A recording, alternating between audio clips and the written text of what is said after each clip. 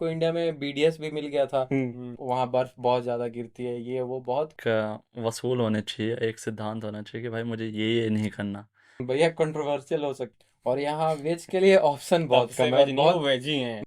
तो हेलो दोस्तों, स्वागत है आपका मेड बैठक के पहले एपिसोड में। तो हमारे साथ एक काफ़ी खास गेस्ट हैं जो कि हमारे सीनियर भैया और बिल्कुल बड़े भाई जैसे हैं।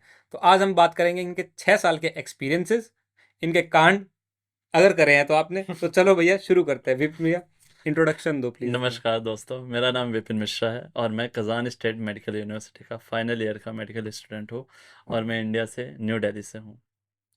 तो आइए आज का बैठक शुरू करते हैं चाय के साथ, जो कि पहली वीडियो में सबका सबसे पहला सवाल यही था कि कप में क्या है। तो कप में मैं आपको चाय है। बताना चाहूंगा कि चाय है, क्योंकि बैठक चाय के साथ ही होती है। और ये भी बैठक चाय के साथ शुरू करते हैं। बिल्कुल भाई। तो चलिए शुरू करते हैं फिर।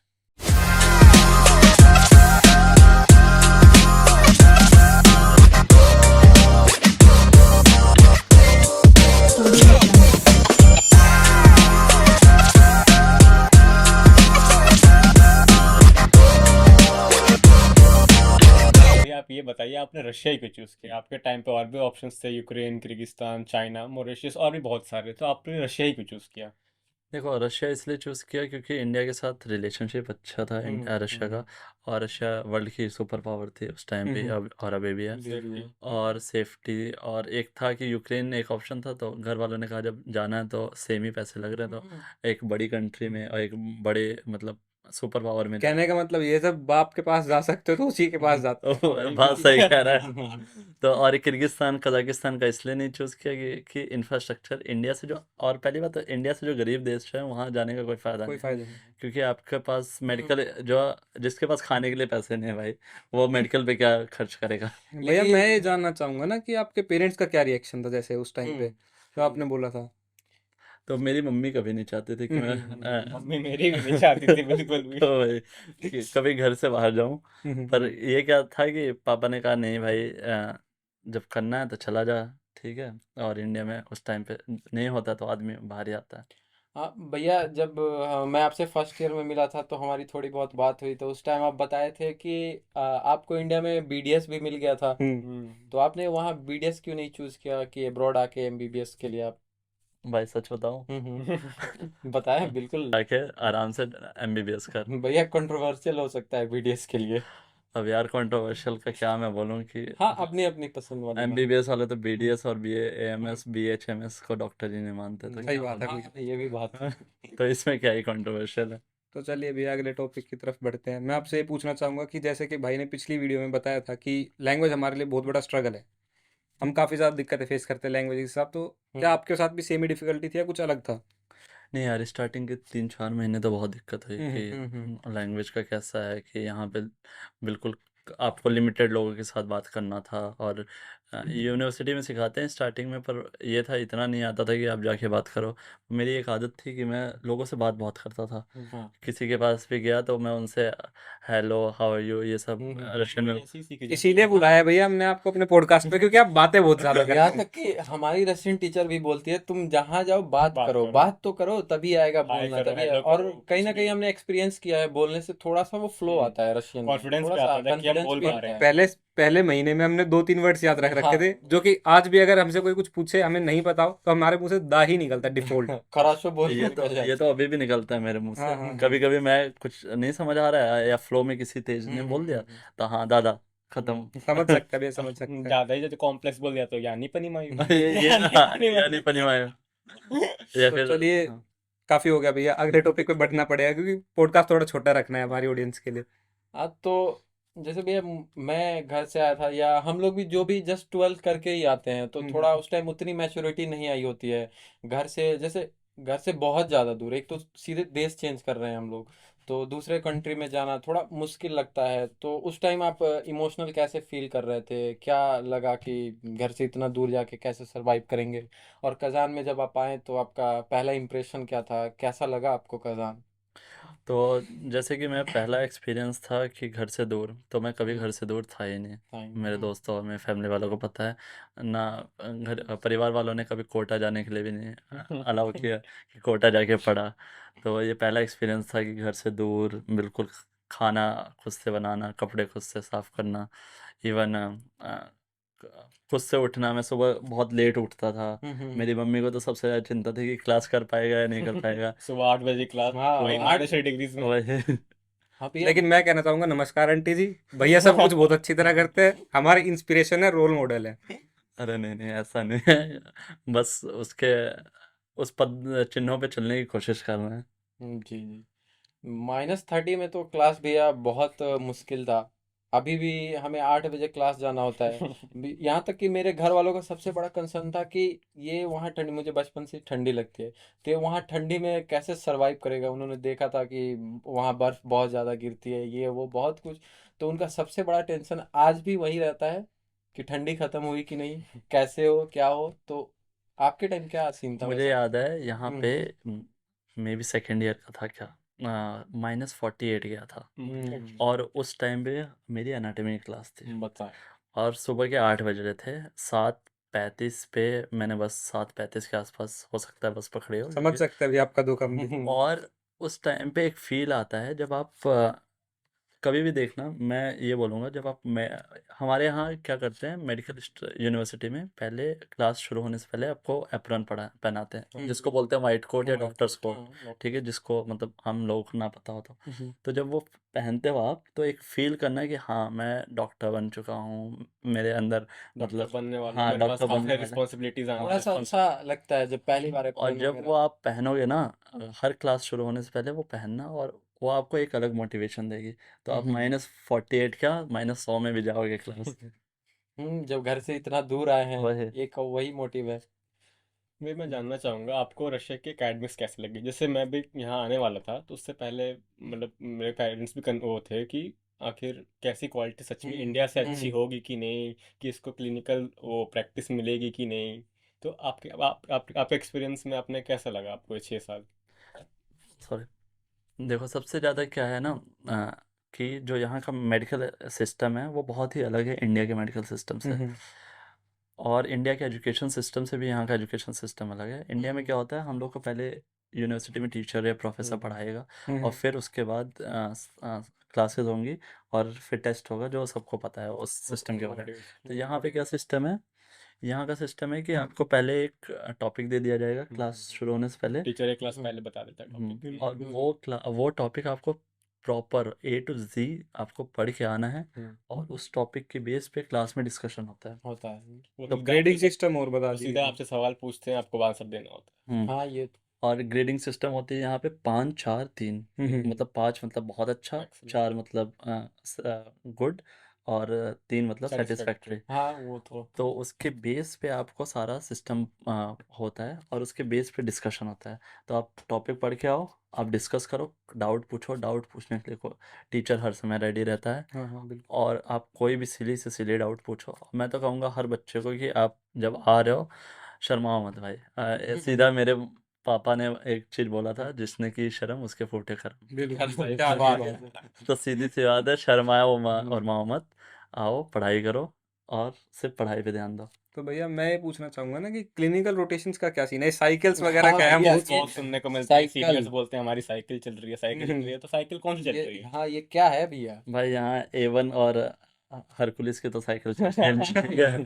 तो साइकिल है, ये साइकिल क्या है, ये सीकल होता है रशियन में। अच्छा। तो सीकल क्या होता है कि रशियन लैंग्वेज बच्चे सीकल बोलते हैं कि डिपार्टमेंट क्लिनिकल रोटेशन हो रहा यहीं है। पे फ्लेक्स कर दिया अपनी रशियन। नहीं नहीं भैया ऐसा के नहीं। रशियन एक्चुअली में बहुत हाँ अच्छी है वैसे। एक्चुअली हमने जो देखा है, हमें तो कोई भी जब नहीं समझ में आता है, भैया पास में होते हैं, फोन आता है, भैया को दे देते हैं, भैया देखिए।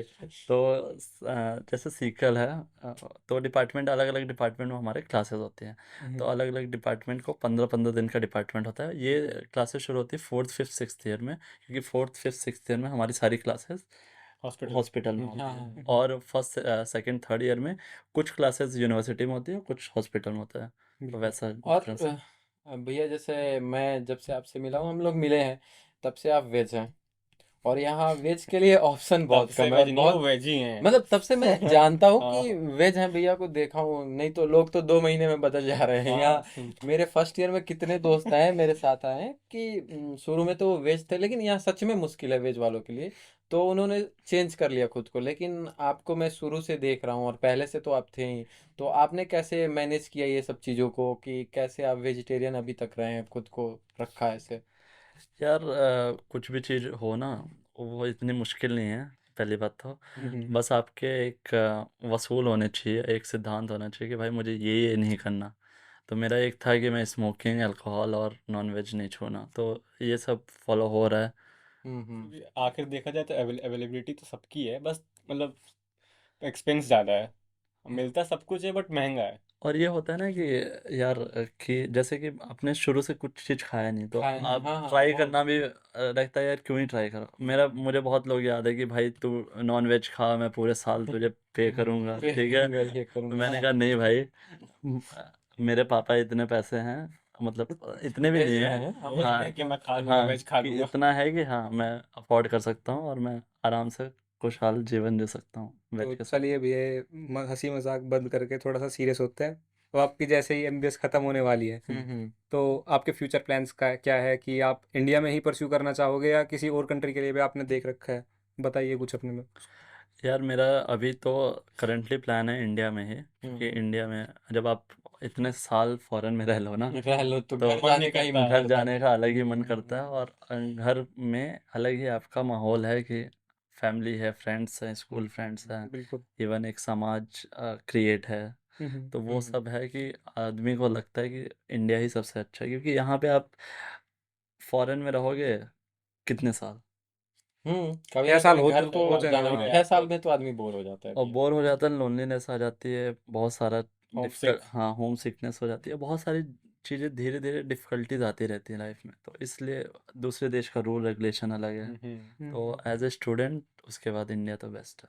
कुछ डिस्ट्रैक्शंस भी है यहाँ भैया बच्चों के लिए, जैसे आपने हम्म। टचअप किया था अल्कोहल पे और इन सब चीज़ों पे, तो बताइए कुछ वेस्ट डिस्ट्रैक्शंस के कल्चर। बारे में। यहाँ डिस्ट्रैक्शन तो वो एक सिंगल भंडार है। सिंगल एपिसोड बन सकता है उसका हाँ बहुत तुम्हारा। बड़ा एक फिल्म बन सकती है। आएगा, जल्दी आएगा। कि डिस्ट्रैक्शन क्या क्या है। तो आपको बस सारे डिस्ट्रैक्शन कंट्रोल रखने हैं, पहली बात तो। और मैं एक लास्ट चीज़ स्पेशली फर्स्ट ईयर वालों को, इवन आप लोग को भी, इवन जो third fourth fifth year, even sixth year में भी है, ठीक है, क्योंकि डिस्ट्रैक्शन कभी भी आ सकती है, किसी के साथ भी आ सकती है, ठीक है। जरूरी ये नहीं है कि आप फर्स्ट ईयर में बच गए तो आप पूरे 6 साल बच वही, जाएंगे, ये भी जरूरी नहीं है। सही कभी भी बात कुछ है। भी हो सकता कभी है। भी कुछ भी हो सकता है। तो पहली बात तो फोमो में मत पड़िए कि भाई हम्म। वो कर रहा है, उसके साथ एक ग्रुप चल रहा है, हम्म। वो अल्कोहल पी रहा है, स्मोक कर रहा है, क्लब जा रहा है, तो मुझे भी ये करना है। नहीं, वाना बी कूल वाला सीन नहीं होना नहीं चाहिए। नहीं वो नहीं। क्योंकि जो जितना ज़्यादा कूल रहता है वो उतना जल्दी फूल बनता है, सही बात ठीक है। है। तो इसलिए कि ग्रुपिज्म के चक्कर में मत पड़ना। एक अच्छे दोस्त ढूंढना, हो सकता है टाइम लगे, हो सकता है तुरंत मिल जाए। उन ग्रुप के साथ रहना, अच्छे लोगों के साथ रहना। और अगर खुद नहीं कर रहे हो तो दूसरे को मोटिवेट करो कि भाई तू भी मत कर। तो ऐसे रहोगे तो आप खुद बचे रहोगे और साथ में आपके दोस्त भी बचे रहेंगे। अरे भैया, जो हर तरफ मीम आता है देखते हैं कि एमबीबीएस बैच में आपको हमेशा सांप मिलेंगे। क्या ये आप वाला। हमें तो अभी उतना एक्सपीरियंस नहीं हुआ है, अभी हम सेकंड ईयर में हैं, हमारे सब दोस्त ठीक है अच्छा है। चल रहा है। आप क्या कहेंगे इस बारे में? आपको भी मिला है कोई सांप? अच्छा, ये मुझे मतलब तो कहीं सांप भी, का काटा हुआ डायग्नोसिस क्या है? हाँ, हमेशा देखने को मिलता है कि सांप सांप। अच्छा, ये मुझे लगा कि तुम लोग असली नाक की और सांप की बात नहीं कर रहे हो। नहीं। अब मुझे समझ आया कि तुम लोग इंसानी सांप की बात कर जी रहे भैया जी। हो। ठीक है। तो ये इशू है कि इसमें आपको हाँ हर समय सांप मिलेंगे, पर सांप जैसा नहीं बनना आपको। आपका जो एक कोर, आपका जो कल्चर लेके चल रहे हो आप, जो पारिवारिक कल्चर है, क्योंकि किसी के माँ बाप या किसी का परिवार खराब नहीं होता, नहीं होता, सही बिल्कुल बात सही बात। बच्चे दोस्तों के संगत में और उस फ्लो में आकर के, ट्रेंड के चक्कर में। हाँ ट्रेंड के चक्कर में, और आजकल तो इंस्टाग्राम स्नैपचैट अलग ही वो चल रहा है, ठीक है। तो उसका तो क्या ही बात करना, तो उस चक्कर में लोग डिस्ट्रैक्ट होते रहते हैं बहुत ज़्यादा। और रही सांप की बात, तो आपको उन जैसा नहीं बनना, आप उनसे बच सकते हो।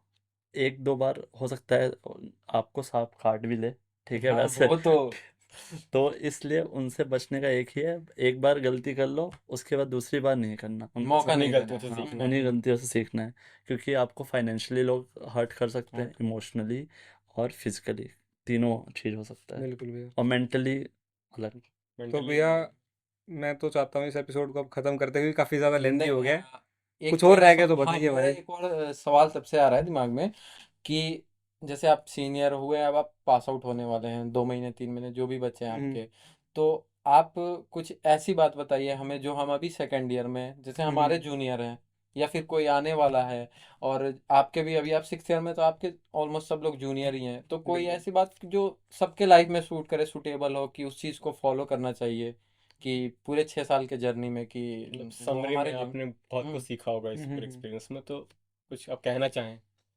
यार हर साल कुछ ना कुछ अलग अलग सीखा है, ठीक है, कि क्या हम्म। क्या नहीं करना।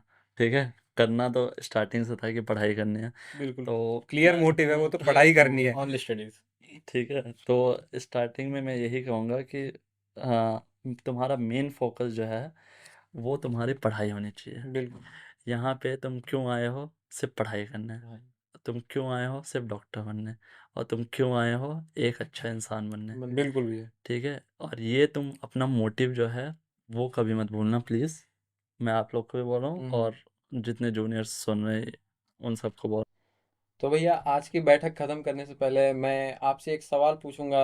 जब से हम बैठे हैं, हमारे दिमाग में आ रहा है, मेरे दिमाग में आ रहा है कि जैसे अभी हम सेकेंड ईयर में हैं, हमारे भी जूनियर हैं, और भी बहुत हमारे 4th ईयर 5th ईयर के भैया लोग हैं ये, तो आप उनको या हमें क्या बताना चाहेंगे कि पूरे 6 साल में आपने कैसे अपने ये पूरे लाइफ को, मतलब 6 साल के एमबीबीएस लाइफ को सही से डिसिप्लिन के साथ गुजारा, रशिया में घर से दूर होके।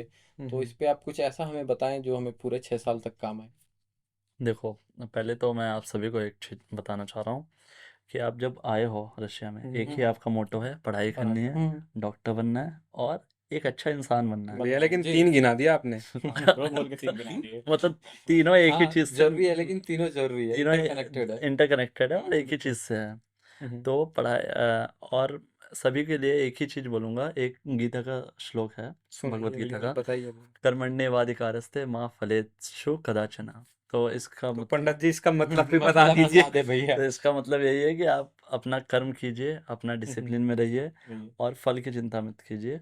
और मैं तो बहुत लोगों को यही बोलूँगा कि आप थोड़ा सा रिलीजियस बुक्स पढ़ना शुरू कीजिए, हम्म। ठीक है कि जो भैया। आप डिस्ट्रैक्ट होते हैं, जो हमने पहले पाँच बात दस की इस मिनट के बारे में, बाद ही की है, बिल्कुल डिस्ट्रैक्शन के बारे डिस्ट्रैक्शन में, डिस्ट्रैक्शन। जिस पे एक वीडियो अलग से बन सकती है। हाँ, तो डिस्ट्रैक्शन, अगर आप डिस्ट्रैक्ट हो रहे हैं तो आप सीधी सी बात, जब रिलीजियस बुक पढ़ेंगे या फिर कोई ऐसी चीज़ें सुनेंगे, तो थोड़ा सा आपका माइंड डाइवर्ट होने से कम बिल्कुल बचेगा, स्टेबिलिटी मिलेगी थोड़ी। थोड़ा स्टेबिलिटी सा मिलेगी। स्टेबिलिटी मिलती है लाइफ में। सही बात है भैया।